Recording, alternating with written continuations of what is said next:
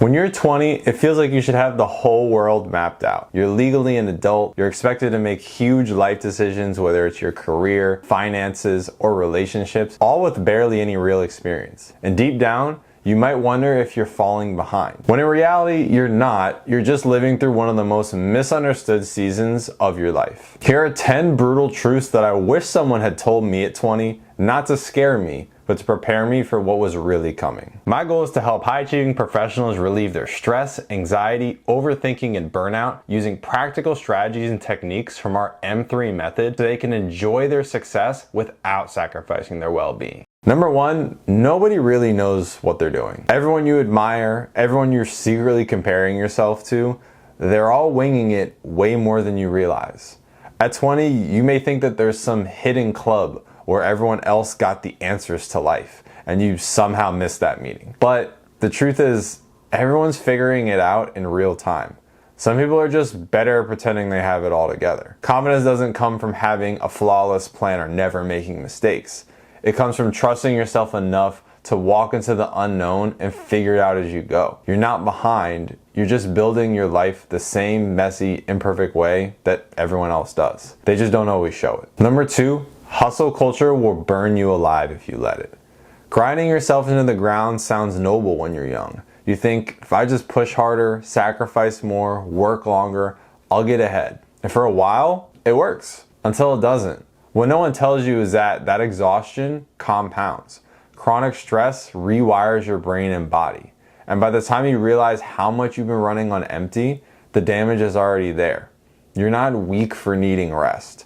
You're smart for building it in now. If you don't learn to manage your energy, success will cost you everything it was supposed to enhance. If you're a high-achieving professional that's struggling with stress, anxiety, and overthinking, I created a free gift just for you. My stress-free success guide gives you 5 simple science-backed strategies to calm your mind, reduce your stress, and regain control of your emotions so you can focus on what truly matters. These are practical, fast-acting techniques that fit seamlessly into your life and help you stay productive without suffering from mental and emotional roadblocks. Click the link in the description to grab your copy and start taking control of your mental and emotional health today. Number 3, your self-worth cannot be tied to your productivity. When you're 20, it feels like every good thing, whether it's praise, recognition, opportunity, is tied to what you produce. So you start believing that you are your achievements, that your value rises and falls based on how much you accomplish. But that belief will chew through your peace faster than anything else. There are going to be days where you're a machine and days where you're barely functioning. And both versions of you deserve respect, not shame. Your worth isn't measured by checklists or to-do lists. It's measured by your humanity. And you don't have to earn the right to treat yourself with kindness. Number 4, friends will drift away, and that's normal. You may think that the people you love now will be by your side forever. And some will, but many won't. And it won't always be because of betrayal, drama, or some big fallout. Sometimes it's just life moving you in different directions. The friendships you outgrow aren't failures. They're evidence that you are growing. And instead of clinging tightly to what no longer fits, trust that every ending clears space for a new beginning that you haven't imagined yet. I know it's difficult, but unfortunately, this is just how it is. Number 5, saying yes to everything is a fast track to burnout. In your 20s, opportunities feel precious. You're afraid that if you say no even once, the whole world might move on without you. So you say yes to jobs, to projects, to parties, to people, and before you know, you're exhausted, resentful, and stretched incredibly thin. But the truth is, every time you say yes to something you don't truly want, you're saying no to yourself. Your time and energy are not infinite. You need to treat them like gold. Protect them with boundaries because nobody else will do it for you. Number 6, your mental health is your foundation. It's not a side quest. It's easy to believe mental health is something you only worry about if everything is going wrong. You think it's optional, something you'll get around to later. But your mind is not a side character in your life story. It's the narrator, the lens, the filter through which everything else passes. If you don't take care of it, even your best moments will feel dim and hollow. Building emotional resilience now will save you more pain later than any promotion, friendship, or achievement ever could. Number 7, fear never fully goes away. I used to think that one day I'd arrive and fear would just stop showing up. I thought courage meant feeling invincible, but it doesn't. Fear is part of the package when you're building anything meaningful.